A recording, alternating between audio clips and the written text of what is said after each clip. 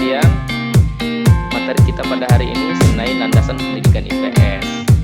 Bersama saya, bersama Bapak Akidin MPD, Program Studi PGMI FUDK Syarif Hidayatullah Jakarta. Baik teman-teman sekalian, ada beberapa landasan yang melandasi pendidikan IPS atau ilmu pengetahuan sosial pada umumnya, khususnya di MI dan di SD. Nah, landasan pertama yang patut menjadi pertimbangan adalah landasan filosofis. Yang pertama yang menjadi perhatian adalah aspek ontologis, ya. Bisa dilihat di sini apa yang dimaksud dengan aspek ontologis itu, yaitu sebuah aspek yang memberikan gagasan mendasar. Nah, teman-teman ya, memberikan gagasan, ide mendasar yang fundamental untuk menetapkan atau menentukan apa objek kajian IPS gitu. Jadi materi IPS itu apa objeknya gitu. Nah, pada minggu yang lalu sudah kita bahas, yaitu manusia beserta lingkungannya. Nah, itu yang menjadi objek kajian IPS, termasuk di MI dan di SD. Berikutnya adalah aspek yang kedua dari landasan filosofis adalah aspek epistemologis. Nah, teman-teman sekalian, kemudian pada aspek epistemologis itu berkaitan dengan aspek cara, proses atau metode yang digunakan. Nah, begitu ya.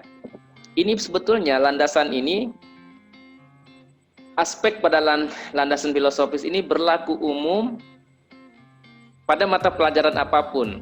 Nah, tergantung nanti penggunaannya, begitu ya.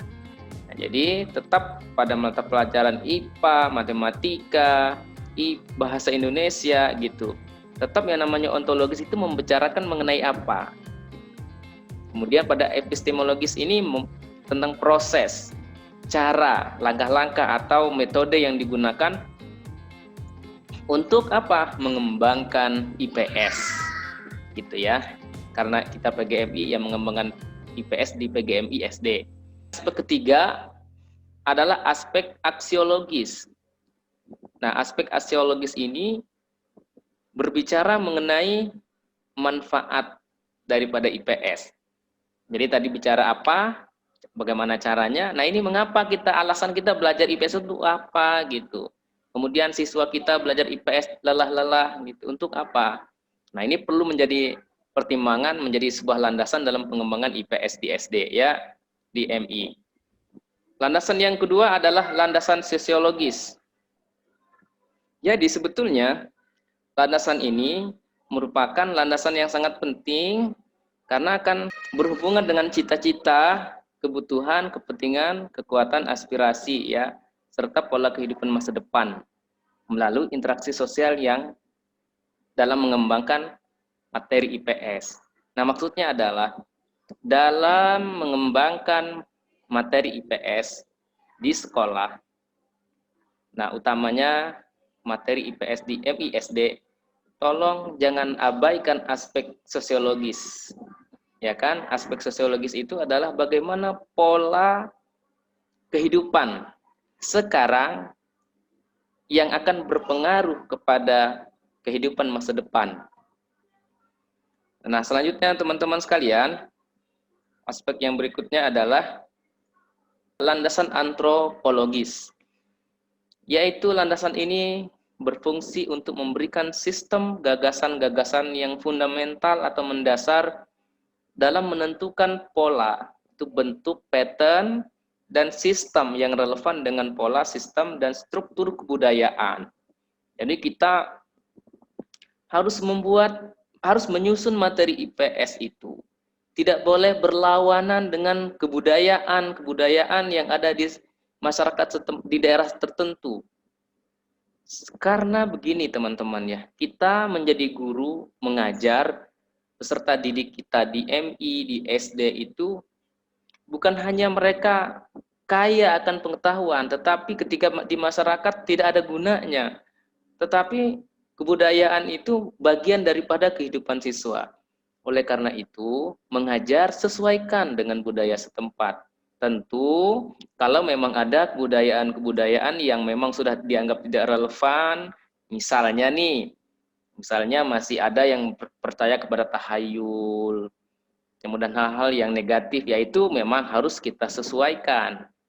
Teman-teman sekalian, landasan yang keempat adalah landasan politis, yaitu memberikan sistem gagasan-gagasan mendasar untuk menentukan arah dan garis kebijakan dalam pengembangan IPS. Jadi sahabat sekalian, yang namanya pendidikan sangat dipengaruhi oleh perkembangan politik di tanah air. Nah, yang paling sering dan menjadi common sense atau menjadi pandangan umum adalah ganti menteri, ganti kebijakan. Memang faktanya begitu di Indonesia gitu, dan yang menjadi salah satu efek baik itu negatif maupun positif itu guru. Itu yang keempat. Yang kelima ada yang tidak boleh diabaikan, yaitu landasan psikologis atau psikologis, teman-teman ya. Nah, tentu teman-teman sudah pasti tahu bahwa landasan psikologis itu berhubungan dengan tingkat perkembangan anak, kesiapan siswa untuk belajar, begitu ya. Nah, pada landasan psikologis ini memberikan sistem gagasan mendasar untuk mengembangkan IPS dalam tataran personal. Jadi pribadi anak itu perlu kita pelajari. Misalnya kelas 1 SD, kelas 2, kelas 3 masih dalam tataran berpikir konkret ya. Jadi kalau mengajar IPS tolong disertai misalnya tentang lingkungan sekitar. Bukan hanya slide begini saja ya, tetapi sertakan dengan gambar-gambar yang menarik. Sehingga apa? Itu membantu visual anak gitu ya. Bicara mengenai sungai, tampilkan sungai. Nah, itu akan menarik sekali bagi anak ya. Nah, selanjutnya adalah kemudian maupun komunal. Nah, komunal itu artinya adalah kelompok. Kelompok ya, bagaimana psikologis orang kelompok per kelompok. Karena satu kelompok dan kelompok yang lainnya itu bisa jadi berbeda secara psikologisnya.